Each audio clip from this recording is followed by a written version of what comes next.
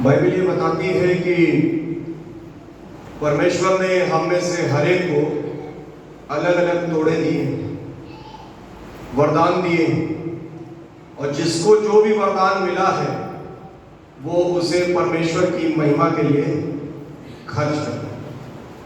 अगर आपको कोई वरदान मिला है, चाहे वो गाने का हो, प्रचार करने का हो, प्रार्थना का हो, भविष्यवाणी का हो, सेवा करने का हो, उपदेश देने का हो, दान देने का हो, पहुनाई करने का हो, जिसको जो मिला है उसको खर्च करना जरूरी है। क्योंकि परमेश्वर का वचन कहता है, तुमने सेत में पाया है इसलिए सेत में,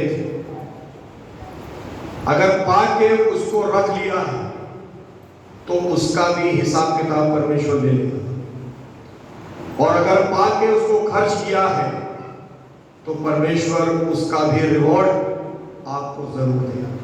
और अच्छी बात है कि इस कलीसिया में जो वरदान परमेश्वर ने दिए हैं उनका इस्तेमाल आप लोग गीतों के द्वारा, म्यूजिक के द्वारा और तरह तरह से कर रहे हैं, और इसको बरकरार रखिए।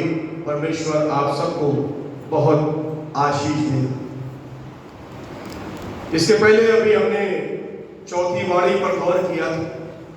वहां पे हमने देखा था कि प्रभु यीशु मसीह ने सलीब पर इस बात को महसूस कर लिया था कि परमेश्वर पिता ने उसे छोड़ दिया है। तो उसने कहा था, एली एली लमा सबक्तनी, हे मेरे परमेश्वर, हे मेरे परमेश्वर, तूने मुझे क्यों छोड़ दिया। और जैसे ही परमेश्वर ने उसे छोड़ दिया, उसका हाल मेरे और आपकी तरह हो गया, जिस हाल में आज हम और आप हैं। मनुष्य क्या है?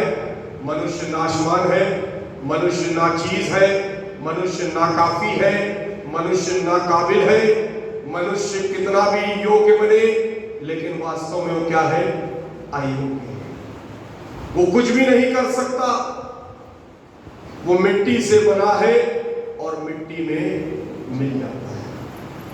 उसकी आयु के वर्ष बाइबल में लिखा है 70, और कुव्वत के कारण 80, या हो सकता उससे थोड़े ज्यादा। लेकिन उसका अंत क्या है? उसका अंत केवल कष्ट और शोक ही शोक है।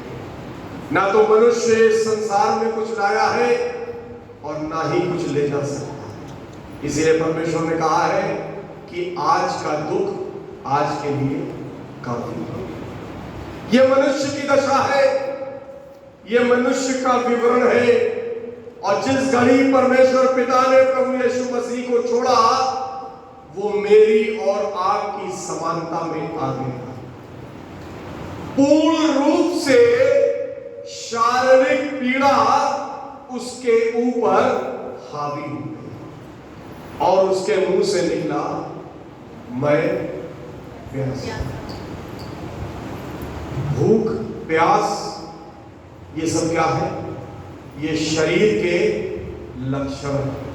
डॉक्टर्स कहते हैं, जब आप बीमार होते हैं, आपको प्यास लग रही है, तो हम कहते हैं नहीं लग रही, कहते हैं तो आपकी तबीयत ठीक नहीं।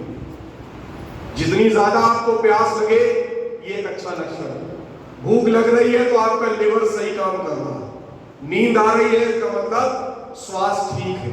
ये शारीरिक लक्षण है, ये वो पैरामीटर है जो इंसान के स्वास्थ्य को डिफाइन करते हैं। इसमें कोई बुरी बात नहीं, ये अच्छी बात है। और यहां पर अभी जिस घड़ी में प्रभु है, पूरी तरह से शारीरिक अवस्था में है, और उसने कहा, मुझे प्यास लगी है, अर्थात मैं प्यासा, मैं प्यासा। बड़ी अजीब बात। यूहन्ना की इंजील उसका 4था अध्याय, क्या विवरण है वहां? बाइबल के पढ़ने वाले आप लोग हैं। याकूब के कुएं का जिक्र है, सामरी स्त्री का जिक्र है कि नहीं? यूहन्ना की इंजील उसका 4था अध्याय और उसकी 14वीं आयत। प्रभु यीशु मसीह का एक सामरी स्त्री से वार्तालाप चल रहा है, और ये वो समय है जब प्रभु थका हुआ याकूब के कुएं के पास आया है और एक सामरी स्त्री उस कुएं में आई है जो पानी भर रही है, और प्रभु ने उससे कहा मुझे पानी पिला। कहती तेरे पास कुछ है कोई बर्तन नहीं। प्रभु ने कहा जो ये जल पिएगा वो फिर प्यासा होगा, लेकिन जो वो जल पिएगा जो मैं उसे दूंगा वो अनंत काल तक प्यासा ना होगा, वरन वो जल उस व्यक्ति के अंदर सोता बनकर उमंडता रहेगा। ऐसा शक्तिशाली प्रभु आज क्रूस पर कह रहा है मैं प्यासा हूं, मैं प्यासा हूं। जो कहता है कि मेरे पास वो जल है कि जो उसमें से पी लेगा वो अनंत काल तक प्यासा न हो। एक कहावत कही जाती है कि कुआं प्यासे के पास नहीं जाता है, प्यासे को कुएं के पास आना पड़ता है। यहां पर कहानी उल्टी हो गई। कुआं कह रहा है मैं प्यासा हूं, जिसके अंदर पानी का भंडार है, जीवन के जल की नदियां जिसके अंदर से बह के निकलती हैं, वो कहता है मैं प्यासा। ये प्यास दो मायने रखती है, एक शारीरिक प्यास और एक आध्यात्मिक प्यास। शारीरिक प्यास प्रभु यीशु मसीह की बहुत लाजमी थी, क्योंकि क्रूस पर लटके हुए लगभग 2 घंटे हो चुके हैं और खून बह रहा है, पसीना बह रहा है, पीड़ा है, तकलीफ है, तो प्यास का लगना तो बहुत लाजमी है। ये कोई बहुत अनोखी बात नहीं, ये लाजमी बात।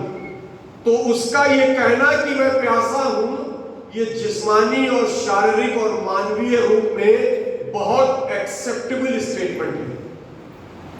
ये हम और आप भी शायद यही कहेंगे, लेकिन उसके पहले एक बात लिखी है, यूहन्ना की इंजील उसका 19वां अध्याय और उसकी 28 आयत पर अगर आप गौर करें, इसके बाद यीशु ने यह जानकर कि अब सब कुछ पूरा हो चुका, इसलिए कि पवित्र शास्त्र में जो कहा गया वो पूरा हो, कहा मैं प्यासा। इसके बाद, किसके बाद लिखा है? इसके बाद। कभी आपने गौर किया शब्द को? इसके बाद। बाइबल में एक एक शब्द का मायने, कोई भी शब्द एक्स्ट्रा नहीं, कोई भी शब्द जोड़ा नहीं देना। एक एक शब्द परमेश्वर का शब्द है और एक एक शब्द बोलता है और एक एक शब्द के ऊपर वॉल्यूम लिखा जा सकता है। इसके बाद, किसके बाद? सारी योजना के पूरे हो जाने के बाद, उद्धार के काम का तय हो जाने के बाद, क्रूस की कथा के पूर्ण हो जाने के बाद, क्षमा की प्रार्थना के बाद, उस डाकू के बचाव के बाद, जिम्मेदारियों के पूरे हो जाने के बाद प्रभु ने कहा मैं प्यासा। परमेश्वर जब मुझे और आपको जिम्मेदारियां देता है तो उन जिम्मेदारियों में एक सवाल और एक बात जो आती है वो आती है प्राथमिकता। जब हम परमेश्वर के कामों को प्राथमिकता देते हैं तो परमेश्वर के नाम की बड़ाई होती है।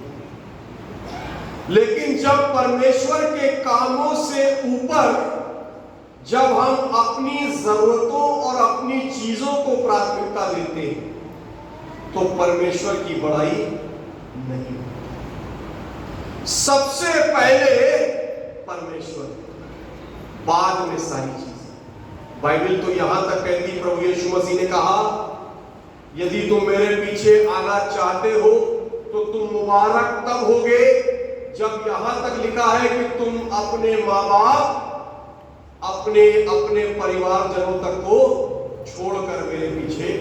कहने का मतलब क्या है? कहने का मतलब ये नहीं है कि सबको छोड़ दीजिए। कहने का मतलब है तुम्हारी प्राथमिकता सबसे पहले क्या है? परमेश्वर, परमेश्वर का काम। अगर परमेश्वर के काम में मेरा परिवार मेरे आए हैं तो मेरे लिए ये सोचने का विषय है। अगर परमेश्वर की सेवा में मेरी नौकरी मेरे आए हैं तो मेरे लिए ये सोचने का विषय। जब प्रभु ने देखा सब कुछ पूरा हुआ, सारी जिम्मेदारी लगभग खत्म हो गई, जो जिम्मेदारी पिता ने सौंपी थी वो पूरी हो गई, यहां तक कि परमेश्वर ने उसे छोड़ दिया, तब उसने कहा मैं कैसा। जीवन में सही प्राथमिकताओं का होना बहुत आवश्यक है। आज मसीही जीवन या मसीही विश्वास जो है कमजोर इसलिए हो जाता है क्योंकि हमारी प्राथमिकताएं सही नहीं। 3-4 साल पहले मैं, बल्कि ज्यादा समय हो गया होगा, मैं देहरादून विकास नगर बोलने गया था वादी साहब, यही पैशन वीक का समय था। तो जब सरवन पूरा हो गया, एक साहब आए, कहने लगे कि आप बोल रहे थे, मैं सुन रहा था, बहुत सारी बातें हैं, परमेश्वर ने मुझे भी बोलने का तोड़ा दिया है, लेकिन मैं एक चीज सोचता हूं और कहना चाहता हूं। मैं रेलवे में जॉब करता हूं, मेरे रिटायरमेंट के 2 साल रह गए हैं, और जब मैं रिटायर हो जाऊंगा उसके बाद मैं परमेश्वर की सेवा को पूरी तरह से शुरू कर दूंगा। लेकिन पहले क्या है? पहले मैं रिटायर हो जाऊं। क्यों रिटायर हो जाऊं? क्योंकि गवर्नमेंट जॉब है, फिर पेंशन मिलेगी। जब ये सब पूरा हो जाएगा तब मैं परमेश्वर को याद करूंगा। परमेश्वर मेरी और आपकी शर्तों पे नहीं चलता, हमें और आपको उसकी शर्तों पे चलना पड़ता है। मैंने उनसे कहा, आप वही बात कह रहे हैं जो बाइबल में दी हुई है कि एक व्यक्ति था जिसने अपने क्या भंडार को बड़ा कर लिया था, और उसने कहा कि मैं बहुत सारा अनाज भर लूंगा और अपने प्राण से कहूंगा, हे प्राण अब तो आराम कर, अब तो बहुत कुछ हो गया, कोई दिक्कत नहीं। पर परमेश्वर ने कहा, आज ही रात मेरा प्राण तुझसे ले लिया जाएगा। तो ये सब 2 साल देखे किसने? यहां कल का तो पता नहीं, आज की शाम का पता नहीं, आप 2 साल आगे की बात कर रहे हैं। किसने देखा 2 साल? अभी कोरोना महामारी आई, कितने लोग चले गए, कितने जवान चले गए, कितने बच्चे चले गए, अच्छे खासे चले गए, किसको नहीं मालूम किसका समय कब आया। प्राथमिकताओं का होना बहुत जरूरी है। परमेश्वर ने बुलाया है तो आज और अभी का समय है, कल किसी ने नहीं देखा। जो कल का इंतजार करेगा वो छूट जाएगा। हागे नबी की किताब, उसका पहला अध्याय, उसकी 4थी आयत से पढ़िए। वहां हागे नबी कहता है, परमेश्वर का भवन उजाड़ पड़ा है और ये लोग कहते हैं अभी तो परमेश्वर के भवन को बनाने का समय आया नहीं। इनमें से हर एक अपने अपने घर को दौड़ा चला जा रहा है, हर एक दौड़ रहा है।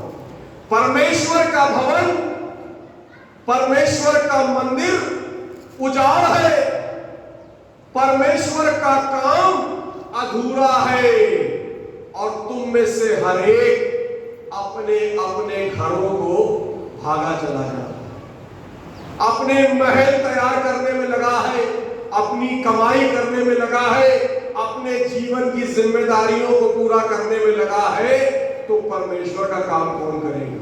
और हागे नबी कहता है, यही वजह है कि तुम खाते तो बहुत हो लेकिन तुम्हारा पेट नहीं, तुम पीते तो हो लेकिन तुम्हारी प्यास नहीं बुझती, तुम कमाते तो हो लेकिन उस कमाई को खा नहीं पाती, क्योंकि जो तुम कमा के लाते हो उसको उस थैली में रखते हो जिसमें छेद है, और वो कमाई क्या हो जाती है? निकल जाती। कहने का मतलब, अगर जीवन में प्राथमिकताएं सही नहीं है तो परमेश्वर की आशीषें जीवन में नहीं होती। खाते तो बहुत हो, पीते भी हो, कमाते भी हो, कपड़े भी पहनते हो, लेकिन गर्म नहीं होते। क्यों? क्योंकि परमेश्वर का काम अधूरा है। तुम में से हर एक दौड़ा चला। क्या ये तुम्हारे लिए अपने घरों में रहने का समय है? हागे नबी ये सवाल करता है। और आज की दोपहर परमेश्वर मुझसे और आपसे सवाल करता है, क्या तुम्हारे लिए अपने अपने स्थानों में आराम करने का समय है? जबकि परमेश्वर का काम अधूरा है। प्रभु यीशु मसीह ने कहा, पके खेत बहुत हैं लेकिन मजदूर, इसलिए खेत के स्वामी से विनती करो कि वो मजदूरों को भेज दे। जब प्रभु यीशु मसीह ने देखा कि सब पूरा हो गया, जिम्मेदारी हो गई, तब उसने ये अपनी नीड को जाहिर किया और उसने कहा, मैं प्यास। जीवन की प्राथमिकताओं को डिसाइड करिए, ये तय कर लीजिए कि कहां जाना है। इस बात का तय करना बहुत जरूरी है। यहोशू ने इस्राएलियों से यही तो कहा कि आज तुम तय कर लो कि तुम परमेश्वर की तरफ हो या अमालेकियों की तरफ। मैं तो अपने घराने समेत अपने परमेश्वर यहोवा ही की सेवा करूंगा। परमेश्वर ने कहा, भला होता या तो तू ठंडा होता या तू गर्म होता। तू गुनगुना है, इसलिए मैं तुझे अपने मुंह से उगलने, या तो ठंडे हो जाइए या गर्म हो जाइए। गुनगुना जीवन परमेश्वर स्वीकार नहीं करता। परमेश्वर ने मुझे और आपको जिम्मेदारियां दी, सेवाएं दी। ये चर्च है, ये आपका चर्च है, ये आपकी कलीसिया है। इस कलीसिया के आप मेंबर हैं, यहाँ आते हैं, आराधना करते हैं। परमेश्वर ने आपको अलग अलग रोल दिए हैं, जिसको जो सौंपा है वो उसको परमेश्वर के लिए खर्च करे। इसीलिए मैं शुरू में कह रहा था, जो वरदान मिले हैं उनका खर्च करना जरूरी है। तुमने सेत में पाया है, इसलिए सेत में दो। परमेश्वर के कामों में रुकावट मत बनो, रुकावट मत बनो। परमेश्वर के लिए अपनी जिंदगी को खर्च करो, क्योंकि परमेश्वर की तुमसे यही इच्छा। शारीरिक रूप से प्रभु प्यासा है, और जब उसने कहा तो लिखा हुआ है वहां पर, उन्होंने सिरके को भिगोया, स्पंज को उसके मुंह पर रख। ये प्रथा थी उसकी। जब अपराधियों को क्रूस पर चढ़ाते थे और जब वो मांगते थे पानी को, तो सिरके को उन्हें दिया जाता था, स्पंज को उनके मुंह पर रख दिया जाता था। उनको थोड़ा सा शांति मिले, थोड़ी सी तसल्ली मिले, थोड़ा सा अंदर से उनको बेहतर महसूस। उन प्रभु के साथ भी ऐसा ही किया। लेकिन इसका एक और मायने, यहां पर प्रभु केवल शारीरिक प्यास की बात नहीं कर रहा, प्रभु यहां पर आत्माओं के प्यास की भी बात कर रहा।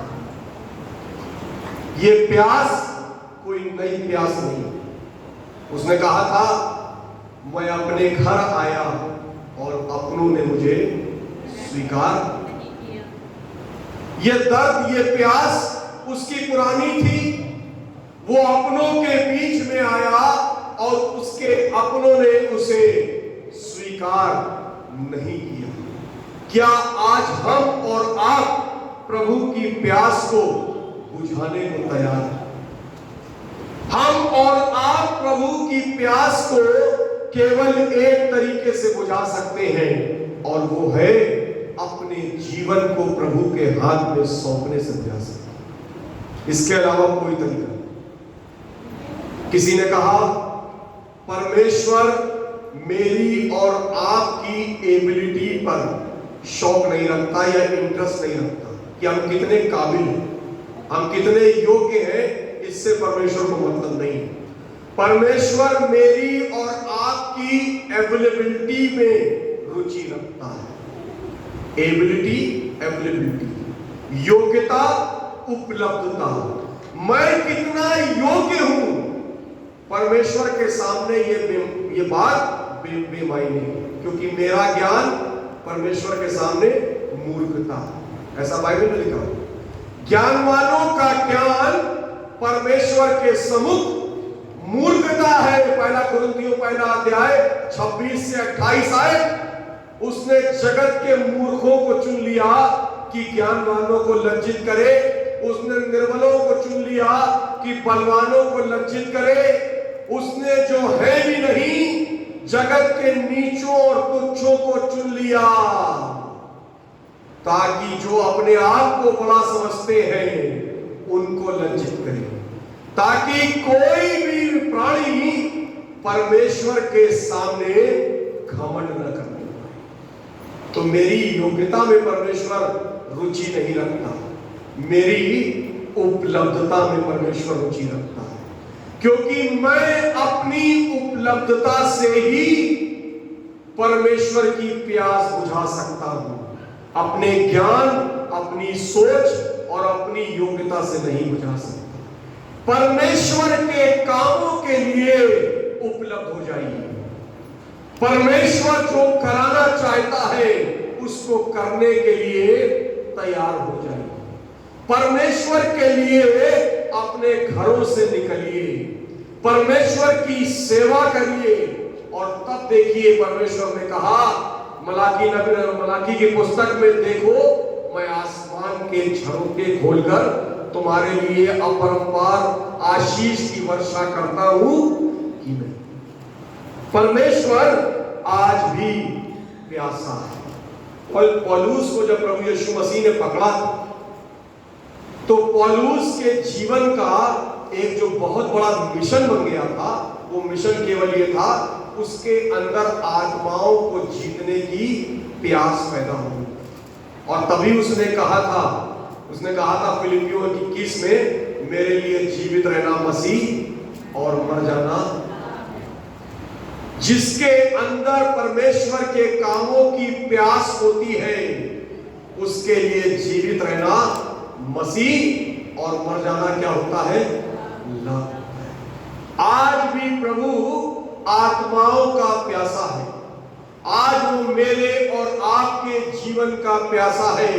उसकी प्यास को बुझाइए, परमेश्वर के समीप आइए, ताकि परमेश्वर आपको वो जल पिलाए जिसको पीकर आप खुद में कभी प्यासे ना हो, बल्कि वो जल आपके अंदर अनंत काल का सोता बनकर उमड़ता रहे।